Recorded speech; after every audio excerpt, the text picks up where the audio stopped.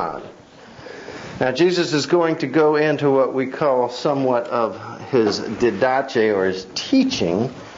And by this, he's teaching both for the disciples as well as the priests who are always standing nearby. And he's going to create controversy on purpose. He always does. Because a lot of people do that. That's a good way to get attention, is to cause or to do something that you know is going to aggravate somebody, for lack of a better word. And in fact, my blog this week, I even put on there a reflection on a dying friend.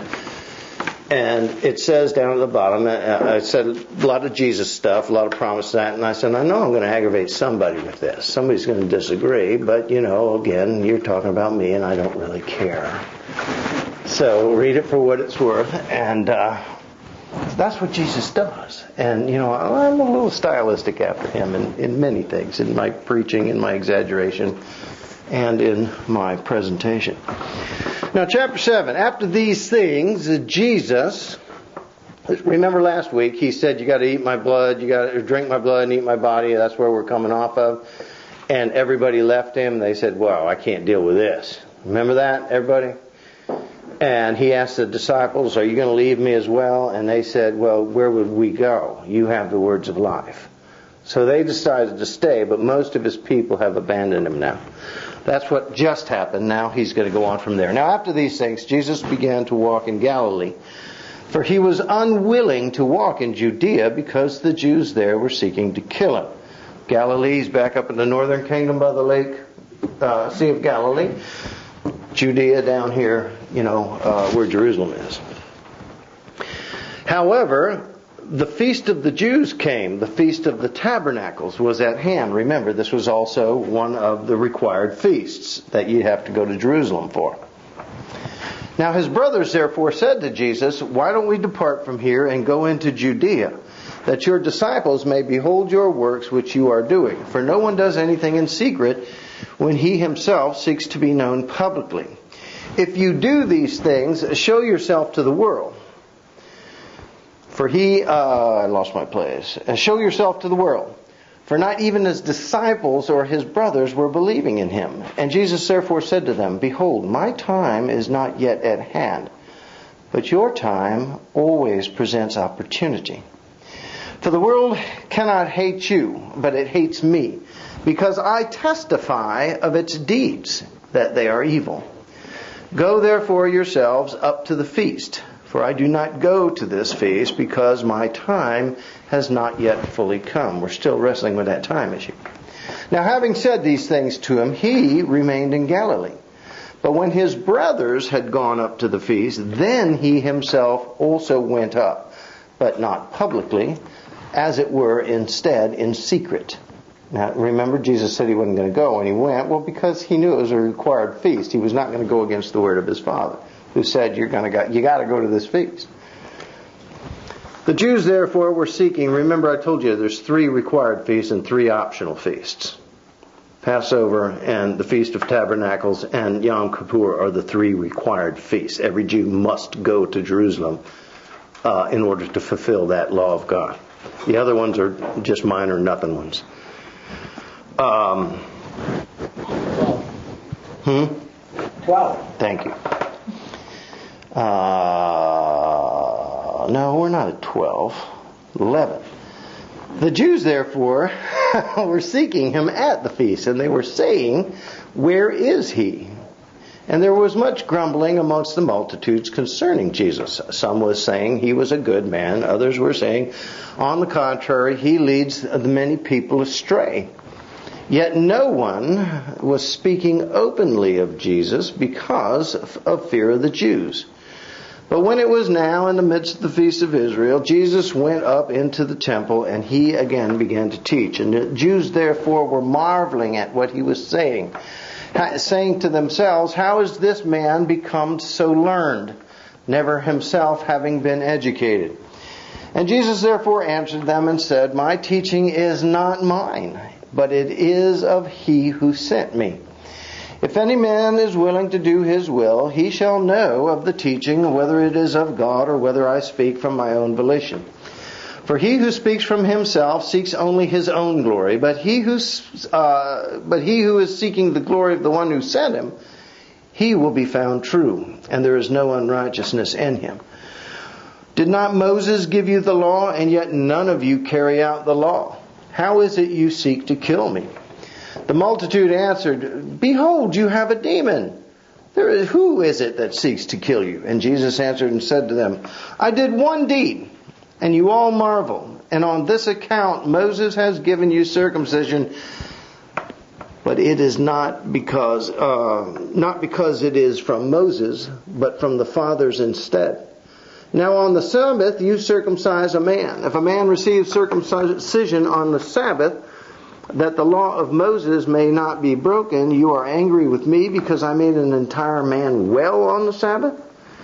Do not judge according to mere appearance, but judge instead with righteous judgment. Therefore some of the people of Jerusalem were saying, Is not this the man whom they are seeking to kill? I find that ironic that they just asked who's seeking to kill him. A little bit of hypocrisy going on here. And look, behold, he is publicly speaking, and they are saying nothing to him. The rulers, do they not really know who this Christ is, do they? However, we know where this man is from. But whenever the Christ may come, no one knows where he is from. Jesus therefore cried out in the temple, teaching and saying, You both know me and know where I am from, and I have not come of myself, but of he who sent me, who is true, whom you do not know. I know him because I am from him, and he has sent me. They were seeking therefore to seize him, and no man laid a hand on him, because his hour had not yet come. Many of the multitudes believed in him, and they were saying, When the Christ shall come, he will not perform more signs than those which this man already has, will he? And the Pharisees heard this multitude muttering these things about Jesus, and the chief priests and the Pharisees sent officers to seize him. Jesus therefore said to the people, For a little while longer I am with you, then I will return to him who sent me. You shall seek me, but you shall not find. And where I am, you may not come. The Jews therefore said to one another, Where does this man intend to go, that we could not find him? He is not intending to go to the diasporan amongst the Greeks, is he, and teach them? What is this statement that he said, You will seek me, but will not find me, and where I am, you cannot come? Now on the last day, the great day of the feast, Jesus stood and cried out, saying, If any man is thirsty, let him come unto me and drink. For he who believes in me, as the Scriptures have promised, from his innermost being shall flow rivers of living water. That's in the Psalms. But thus he spoke of the Spirit, whom those who believed in him were to receive. For the Spirit was not yet given, because Jesus had not yet been glorified. Some of the multitudes, therefore, when they heard these words, were again saying, Certainly this man is a prophet. Others were saying, No, he is the Christ. Still others were saying, Surely the Christ is not going to come from Galilee, is he? That's the second time that's been brought up. Has not the Scriptures said that the Christ comes from the offspring of David, and from Bethlehem, the village where David was? So there arose a great division amongst the crowds of people because of him. And some of them wanted to seize him, but no one laid hands on him. The officers therefore came back to the chief priests and the Pharisees and reported to them. When they asked, Why did you not bring him? The officers answered, Never did a man speak this way, the way he speaks. The Pharisees therefore answered them, You have not also been led astray, have you? No one of the rulers or Pharisees have believed in him, have they? But this multitude which does not know the law is merely cursed. Then Nicodemus stood and said to them, He who came to him before, being one of them, Our law does not judge a man unless it first hears from him, and knows what it is he says and does. And they answered to him, saying, You are not also from Galilee, are you? Search and see that no prophet arises from Galilee. Then they dismissed, and everyone went to their homes.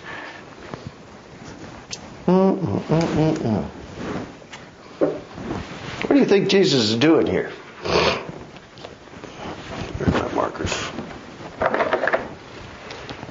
would you characterize this chapter? Had 4 of these cycles so far. I'm going to run out of space. And then we get to this issue here.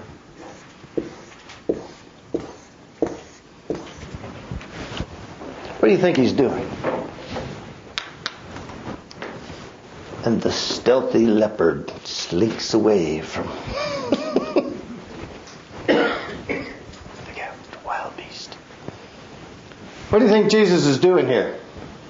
Maybe trying to get them to come together in a sense? Mm-mm. No. Okay. It's weeding out those who are not seriously serious in their hearts of following Him and following His way. You know, in an indirect way, I would say maybe, but that's not really the prime focus. He is purposely causing a problem. Okay.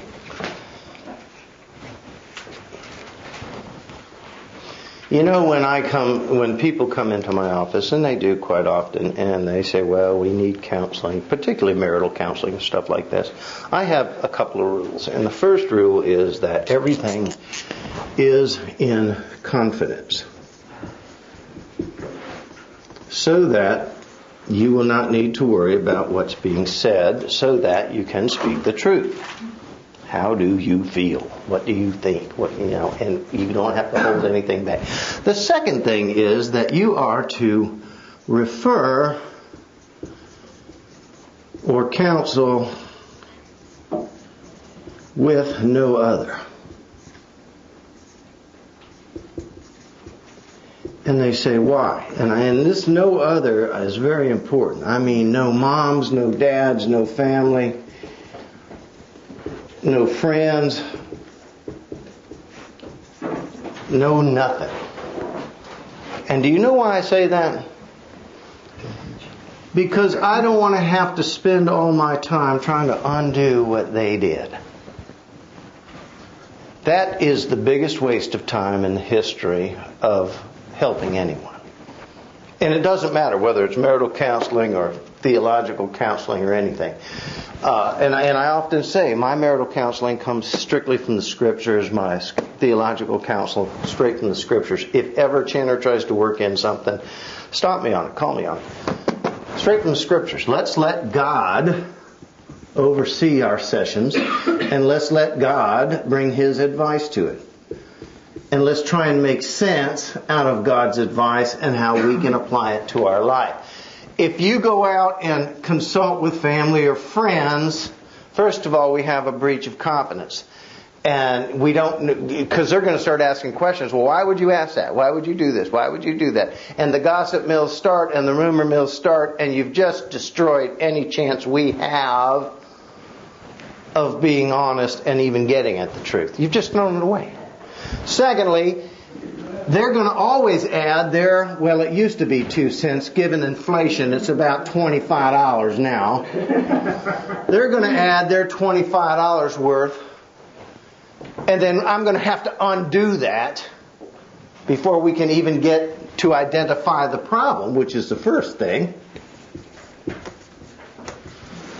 And then let alone ever find reconciliation or an answer, solve the problem. And we would have spent 90% of our energies before we even ever got to identifying or consulting the Lord.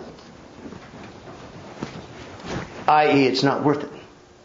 You've just thrown away any chance we have of solving this problem. You just threw it away. You got all these other people involved you shouldn't have done.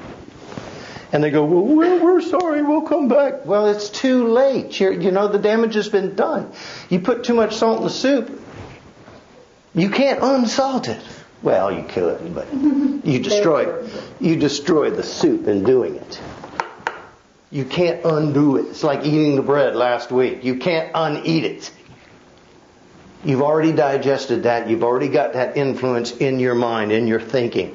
And 99% of counseling, in my opinion, to this day, be it secular or religious, is just that. Trying to undo what others or you have allowed others to do. That's not counseling, folks. That's babysitting. Counseling is when there is a problem that may probably, for the most part, most people, remains unidentified.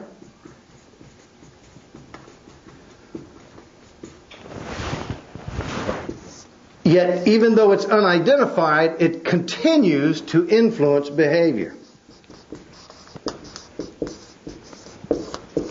In other words, life direction. We're making decisions. I'm hungry. We're making life decisions and choosing paths and directions we're going, never really understanding why.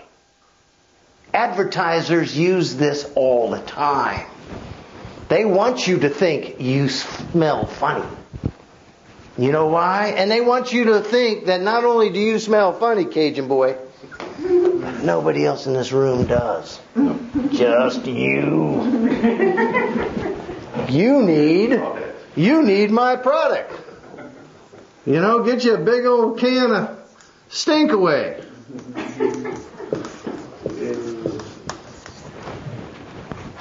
And you, that hair color. What, can we talk? Come on, Vic, you're worth it. You ought to be using Gloria. Right? Well, use it, for crying out loud. You got the scrunchiest hair in here. Everyone else has beautiful hair. Except Chuck. Polish. We need a can of polish. Big old can of Chrome Dome. Get that sucker spit shine.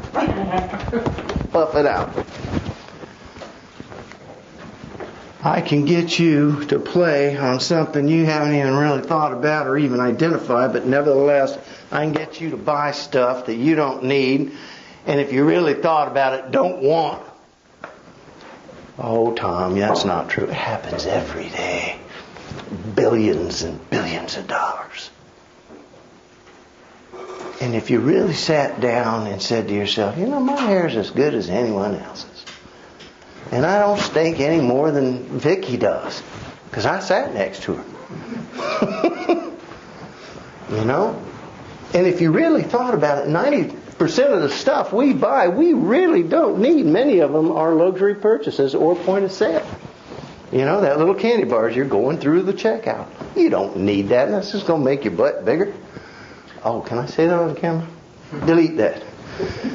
But nevertheless, we grab it, we buy it. I mean, all the magazines are right there. We need to know what's happening in whatever those Dashian people's lives are. So we buy those magazines. We really thought about it. Knowing what the Kardashians are doing, is that going to change your life in any way, shape, or form? Is it going to make it better? Are they going to invite you over there? Will you even ever know these people? Why are you spending $3 on a stupid newspaper? And on it goes. It's without end. That's what Jesus is trying to do. He's trying to get people to identify what it is they're doing, but more importantly, not just what they're doing, how about why you're doing it? This is the question, the interpretive question, that is never asked, which remains our belief systems, our database, our whatever, unidentified. Ask a smoker why they smoke, or ask an alcoholic why he drinks. And you know what they're going to tell you? I don't know, just do. Ask a drug user why they use drugs. Oh, I can stop any time. Well, that's nonsense. But the point is, ask them why, and just always have. Ask my mother why she boils coffee 5 days before she drinks it. You know why? Tradition. Because her mother boiled coffee for 5 days before they drank it. And her mother before her boiled coffee 5 days before they make it. For some reason, this nasty coffee has been handed down to this generation. And Tom Chandler said, stop. I grew up on that nasty coffee. I mean, you could eat it with a fork. Now I drink my wife's nasty coffee.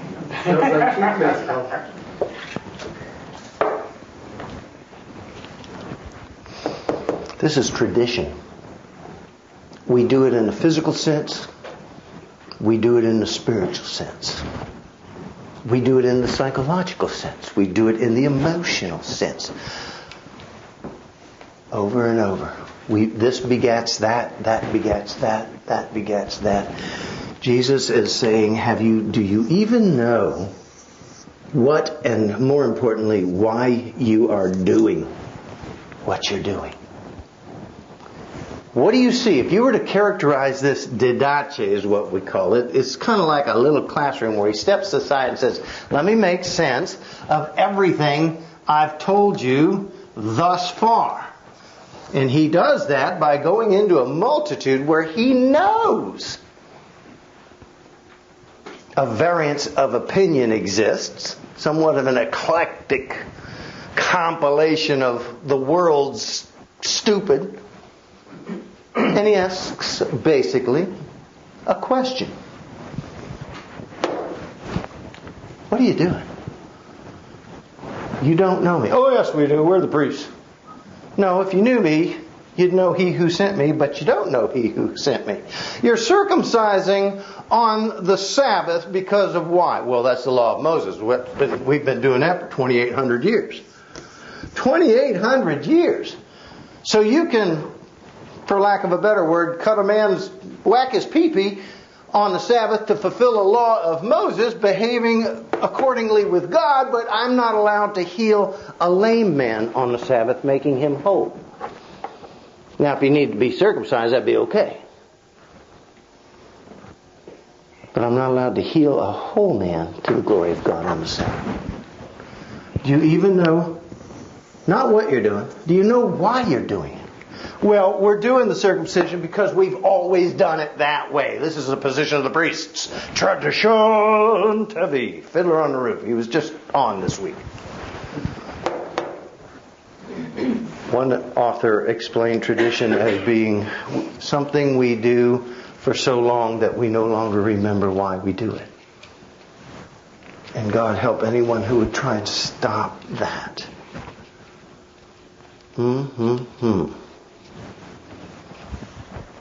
Then he asks the people, what do you think? Some are saying, well, you got to be a prophet, obviously, because you speak like something we've never heard. This man is uneducated. How is it he knows so much about us and about what we're doing? He's uneducated. He's unlearned. How can he know this? If you knew who I was, you would know how I know that. You know, they ask the same questions about Paul. I mean, on the education meter, you had, say, Peter here, and John here, and we'll put Paul down here, and let's put,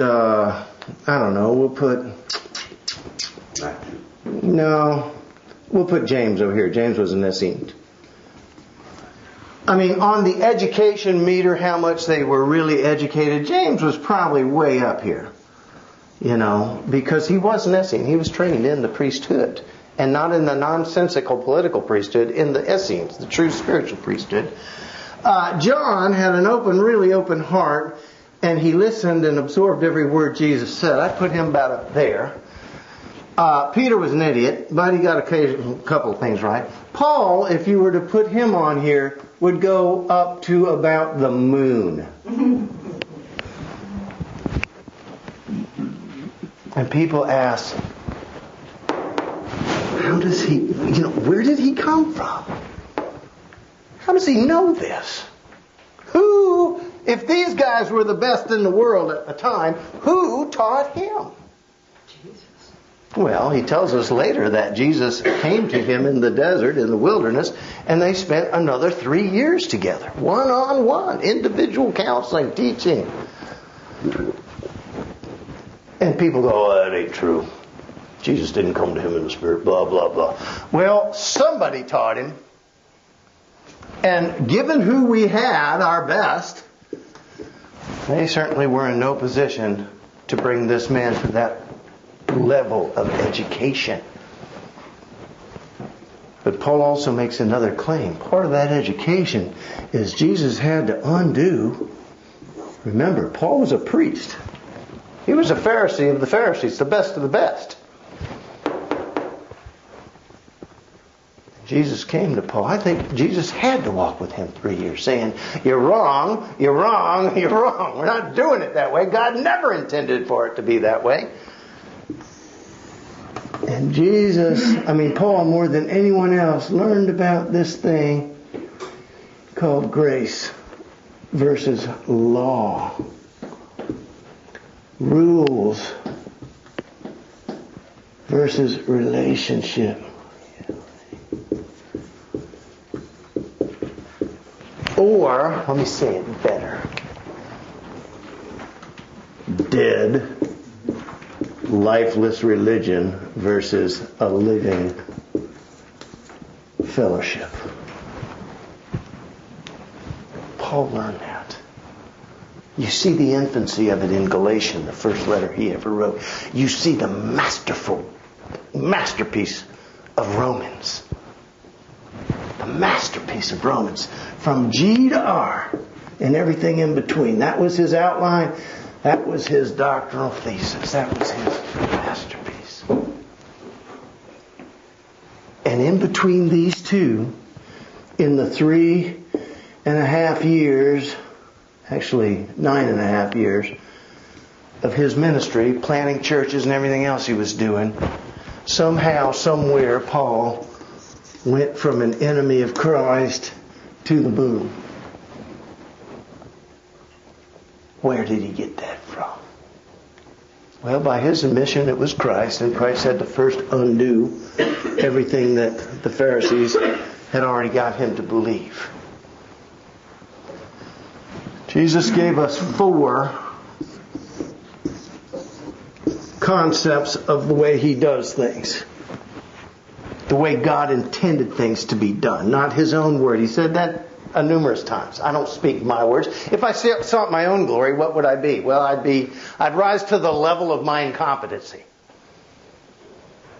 But if there is one who is almighty, all-knowing, and all truth, and I come and speak only his words, then not only will I rise beyond anything this world knows, but a better question is, why aren't you listening and considering it? Paul said the same thing. You call me master and teacher, and I am. By the grace of God go I. Then why aren't you listening? Why aren't you at least considering these concepts? Well, you're not going to listen to the concept of inclusion because you don't want to include these people. I'm a Pharisee. You're a cucaracha. No cucarachas in the temple. Women, forget about it. That's a New Jersey Pharisee. Forget about it. Cajuns, ooh. The great and washed. Yes, we know about you and your fascination with the great and washed. I am the Duke of Belmont. That's play, never mind. Your fascination with the great and washed. But see, this was the Pharisees. They've taken this little thing called God, religion, holiness, the whole 9 yards, made a little exclusive club. So when Jesus brings his message of hope, of God's new salvific initiative, and says it is for everybody, that ain't going to sit well if you're on a Pharisee diet. We don't want the everybody's in our. You ain't got enough money. You ain't important enough. You ain't prominent enough. You're just goofy. I don't want all these people in my temple. Everybody. So Jesus, after 4 cycles, takes this little time, and best way he gets it to do is he basically mentions every conflicting point. These people that believe in this stuff, these people that don't. And he gets them pitted against each other. Look at the turmoil in the crowd. Back and forth to where finally he asks, who do you think I am? And they don't know. They're saying, well, you're a prophet. Well, no, you must be the Son of God. Well, no, you're the Christ. But he comes from Galilee. No Christ has come from Galilee. Even the Sadducees climb in there. And they say, well, no, he's got to come from the lineage of David. He's got to be of Bethlehem. Not realizing Jesus is of the lineage of David, born in Bethlehem. But that was not an accident either, by the way. We saw that back in chapter 1. And he's getting them all to try and ask themselves, what is it we believe? What is it we believe, and why is it we believe? And how come everyone else doesn't believe like I believe? And there's mass confusion. For the first time in the history of humankind over the last 2,800 years, Jesus is getting them to ask themselves, do you know what you are doing? More importantly, why are you doing it? Or is it just rote memory, tradition? I get up every morning, first thing I do, I go to the bathroom. Next thing I do, I scratch myself. The third thing I do is I turn on the coffee maker. You know what? I did that 25 years ago on a Thursday, and this morning, Sunday, 25 years later, I opened my eyes, I went to the bathroom, scratched myself, turned on the coffee maker. Went all over the counter this morning. I didn't care for that. But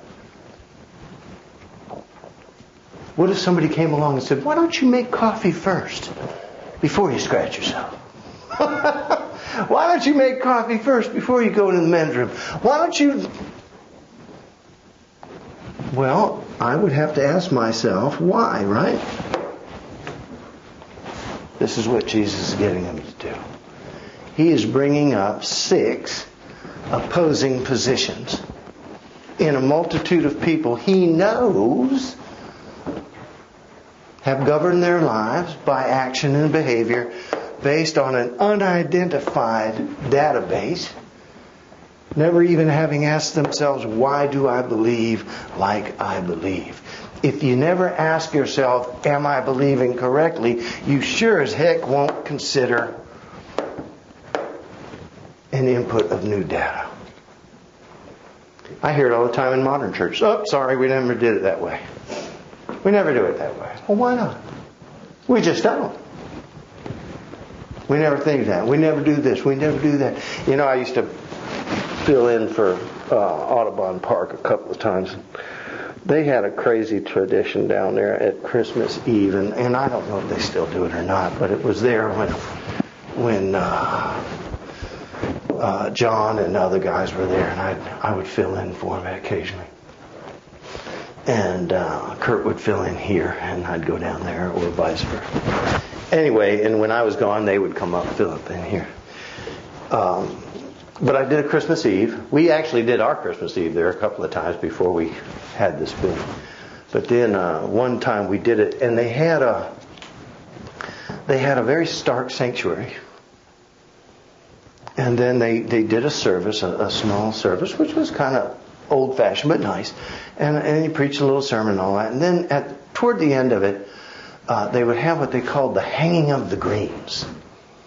And all the ladies would run in with these greens and hang them all over the sanctuary and all that. And I'm just kind of sitting there watching them do this. And I wasn't sure what was going on, but they did it. And I wasn't disturbed by it. I just was unaware that it was going to happen.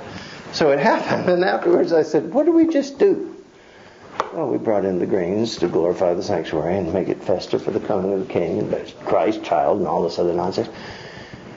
And, you know, I've been to 1 million different churches in my life, and I've seen a whole bunch from rural Kentucky all the way to Oxford, England.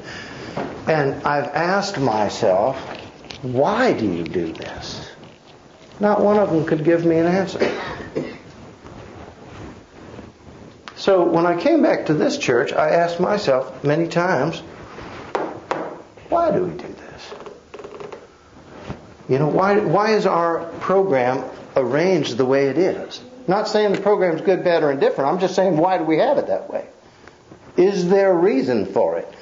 You know, why do we do this? Why do we do that? Why do we have this music? Why do we not have that music? And it's a good question to ask, particularly in Psalm 119. God says, on occasion, you need to ask yourself, why are you doing what you're doing? Does it glorify God? How does it glorify God? More importantly, how is it you came to think this glorifies God? Why do you do what you do? Who are you listening to? Is it to glorify yourself? Well, that's what they accuse Jesus of. He's not a prophet, he's just from himself. And he's from God. Well, he can't do these things if he's not. Well, even the soldiers who were sent to arrest him come back to the priest and they said, where is he? And he says what? The soldier said, well, we never heard a guy talk like this before. I don't know what to think. These are soldiers. They don't give a hoot and a holler about all this theological stuff. But even the soldiers were asking, why am I arresting this guy?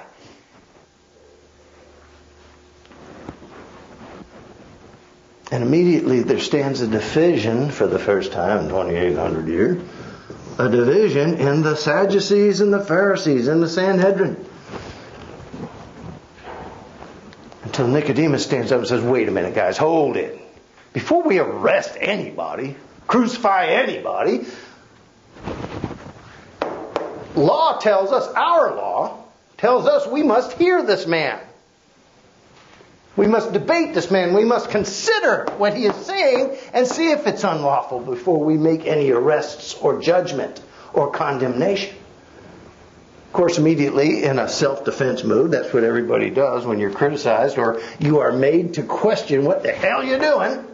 You immediately jump into defense mode and saying, well, you're not one of his disciples too, are you? That was a cheap shot at Nicodemus.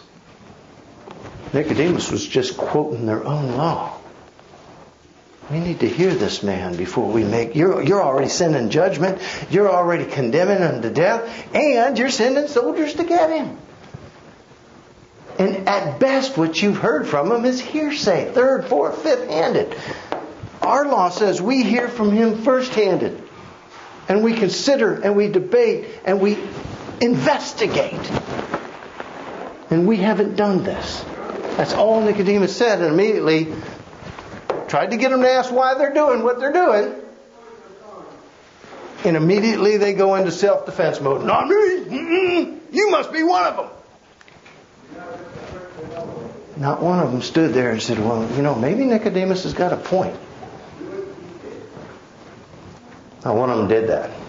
Because their heart and their business and their behavior was not to the glory of God. It was to the glory of themselves.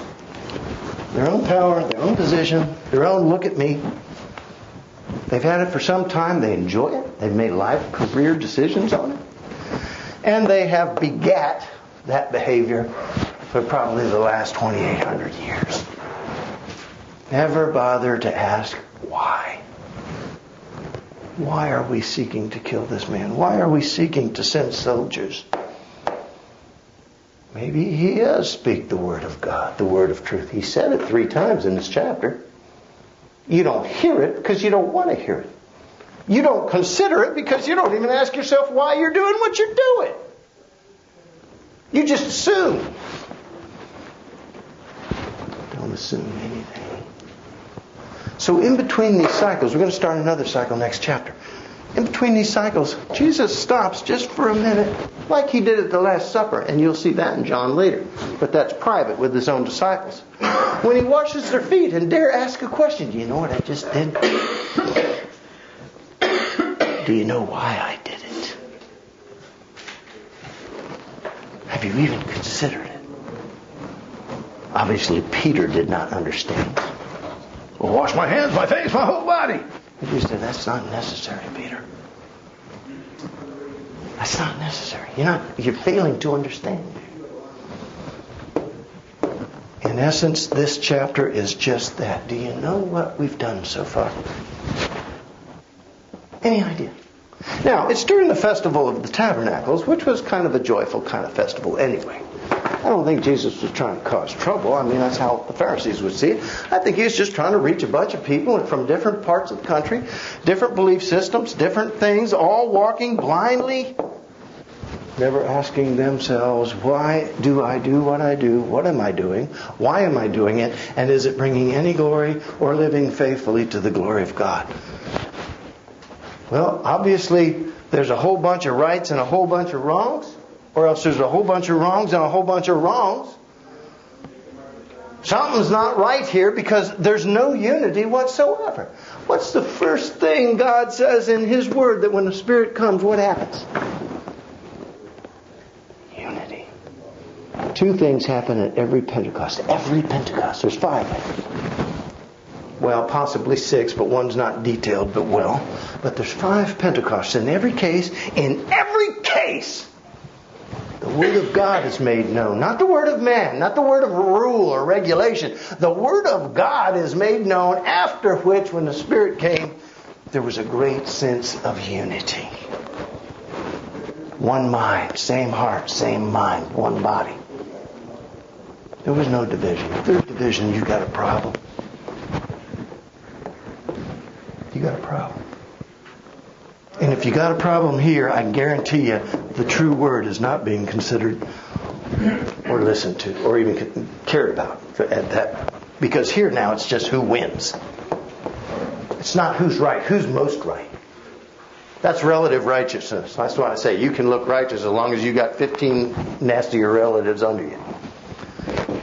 Uh-oh. Are we out of time? All right. That's it. We'll pick it up next week. We're going to start another new cycle of these. And at the end, I'm going to put them all together for you, and you're going to see an amazing thing.